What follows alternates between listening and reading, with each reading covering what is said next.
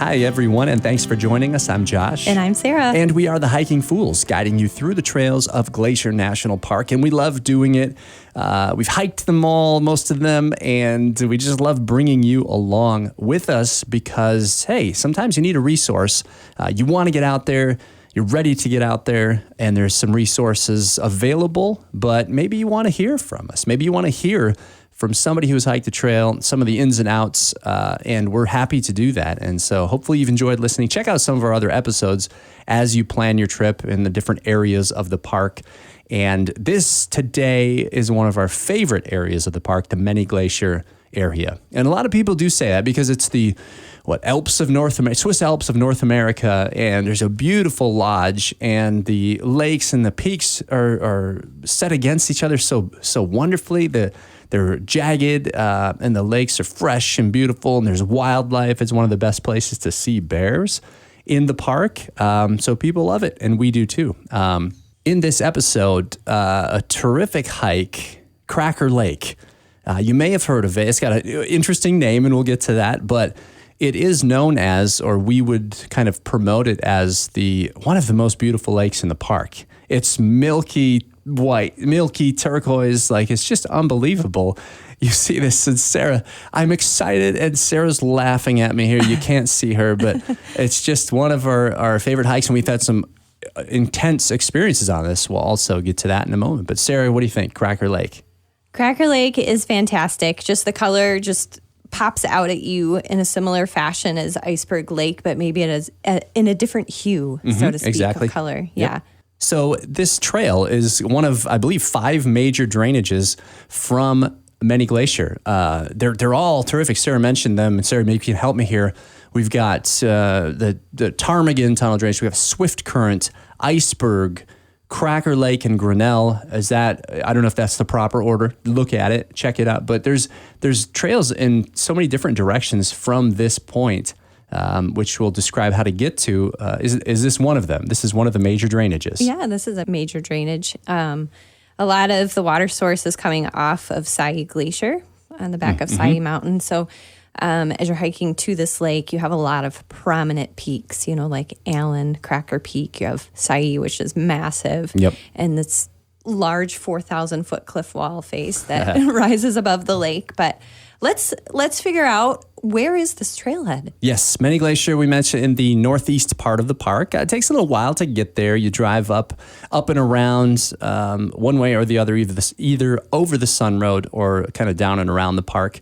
But it takes a little while from the Flathead Valley if you're coming from there, and it's a good 2.5 hours by car. Yeah, from Kalispell, if you're coming from there. You can go through St. Mary area and go the Looking Glass Highway to St. Mary and go that way.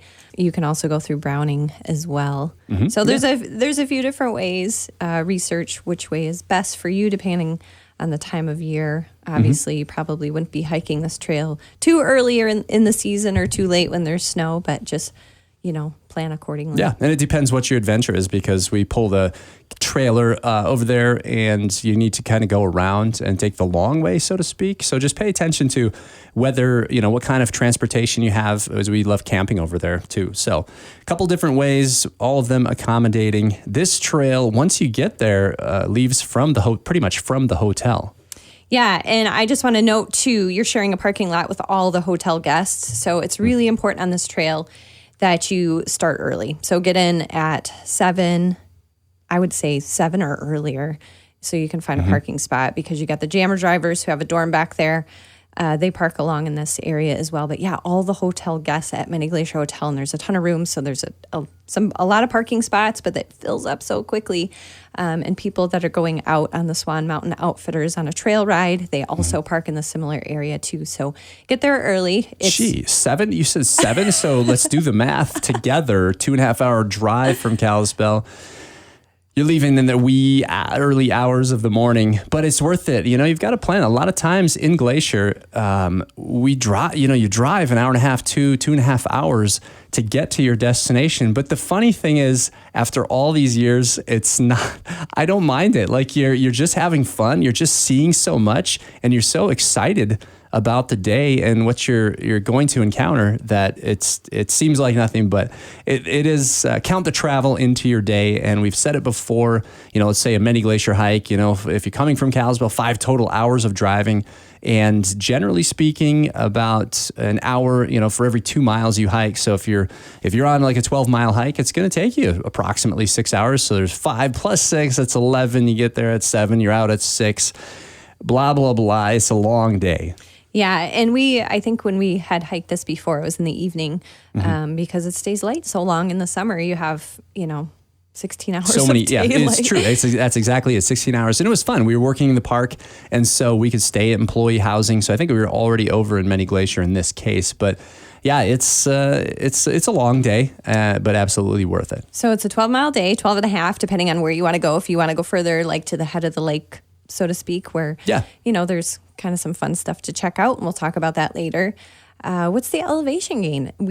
I would say we label this moderate. Yes, label's moderate. Sarah said 11 to 12 miles, depending on whether you want to go to the foot of the lake or up to the head of the lake. Elevation gain is between 12 and 1,400 feet based on that. And the lake sits just under 6,000 feet, 5,900 feet in elevation. So also remember that weather changes, weather conditions are different the higher you go. And, 6,000 feet elevation is it's up there. And so, the weather that comes in and the winds and the temperature even changes quite a bit. So you get to Cracker Lake. What do we see?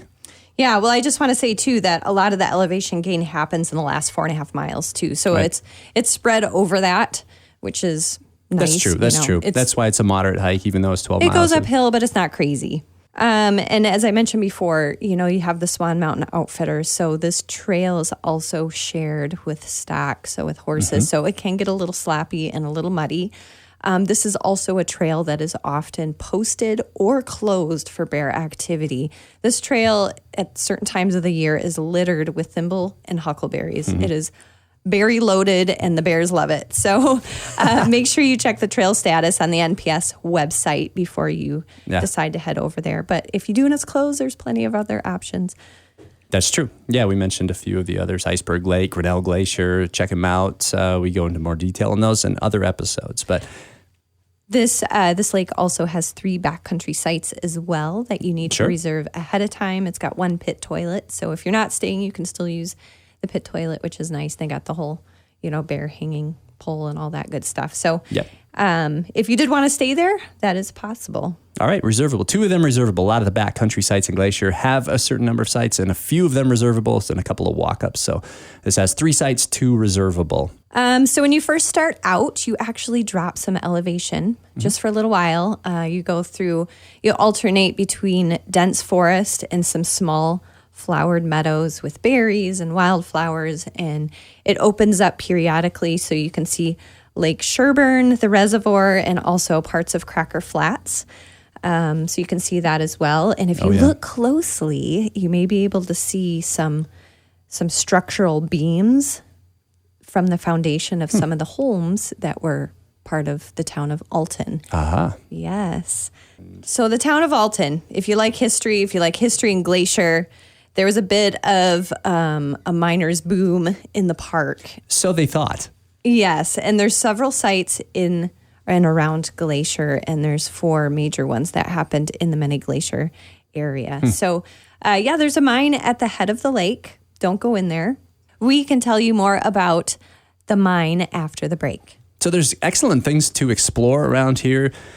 Some astonishing sites, things that were there and are still there, but don't serve the same purpose. People were all into Glacier, let's get something out of this, and then they figured better of it. But we're going to take a short break. I've got more to say about Cracker Lake. Stick with us, and we'll be right back.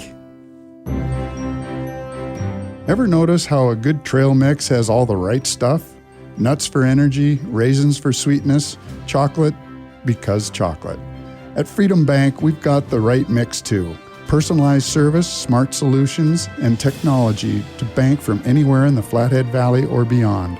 Proud sponsor of Hiking Fools, because life's better with good snacks and a great bank. Member FDIC.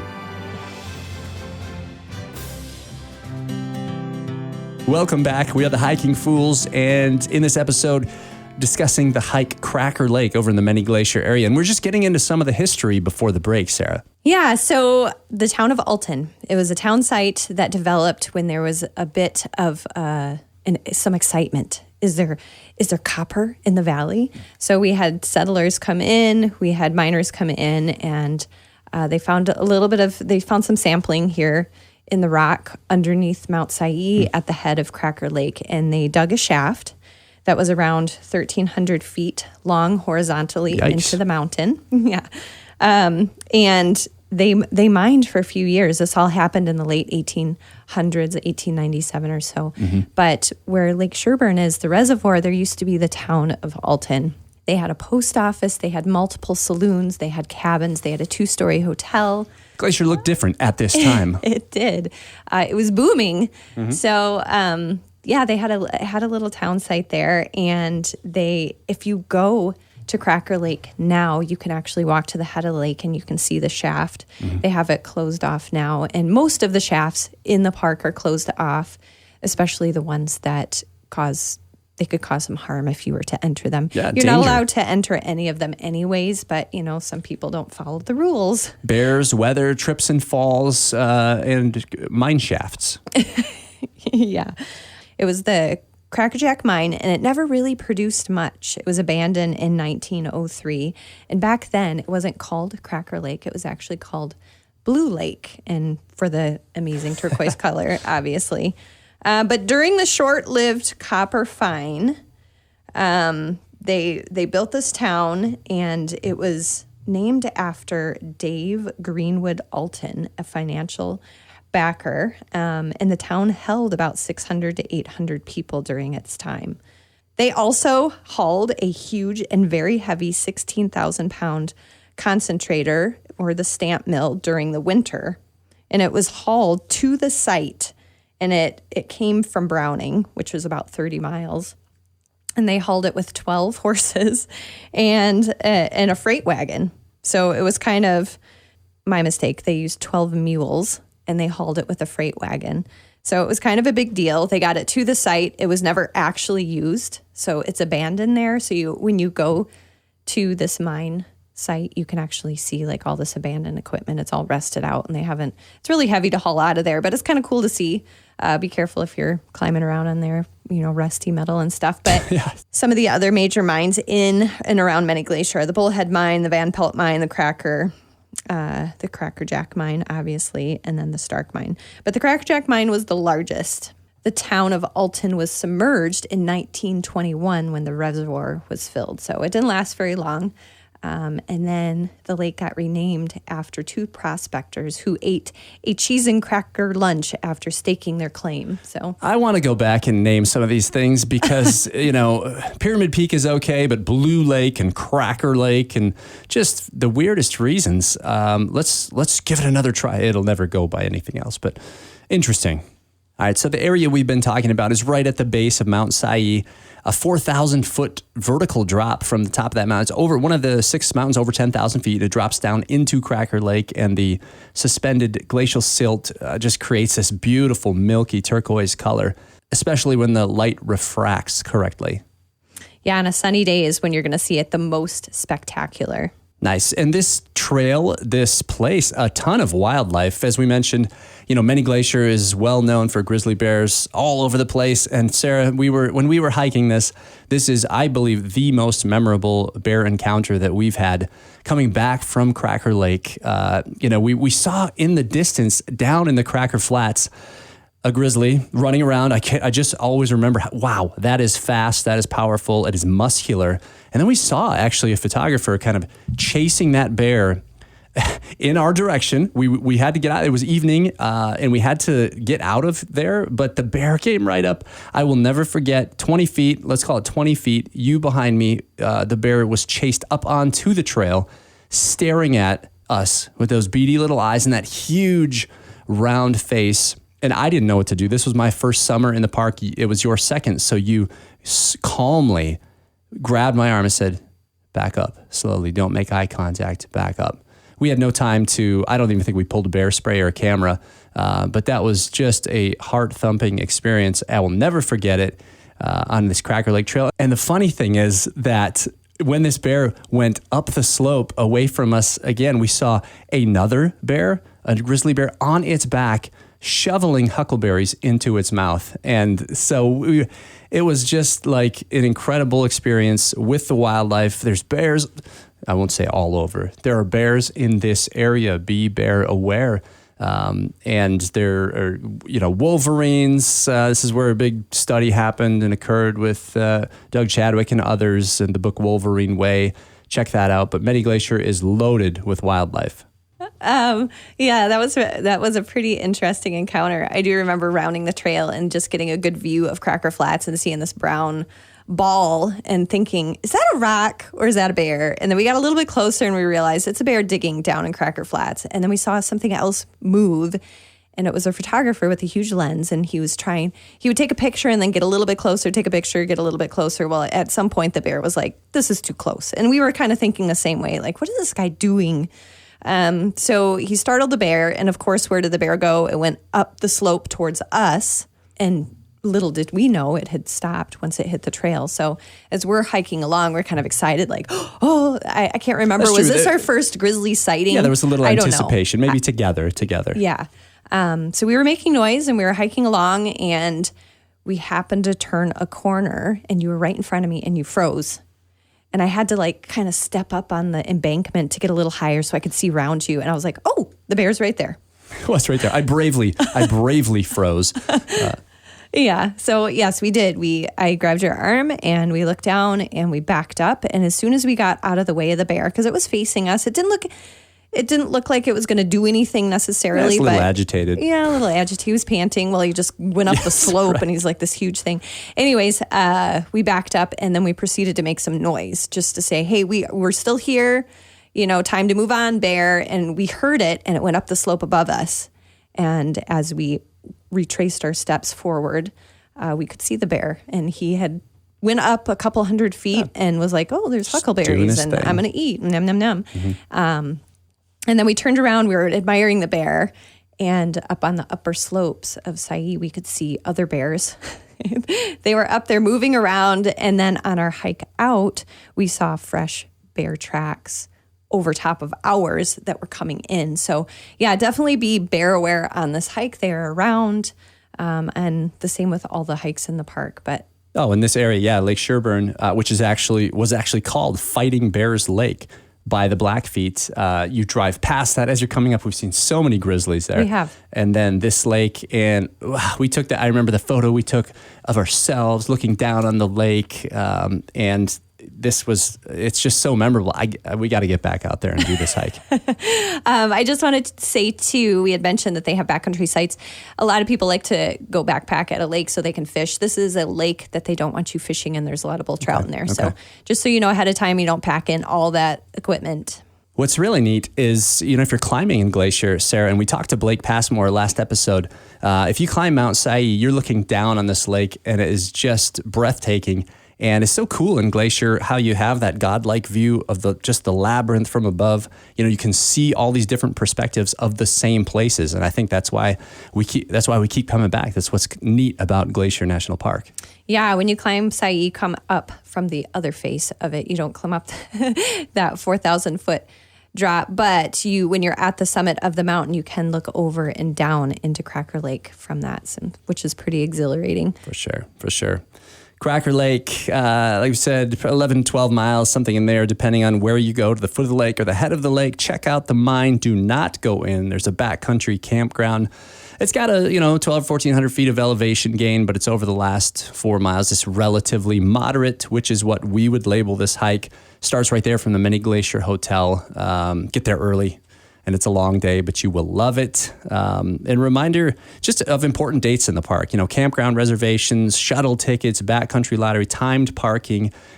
Check out our episode on those important times and dates to make your experience the most enjoyable.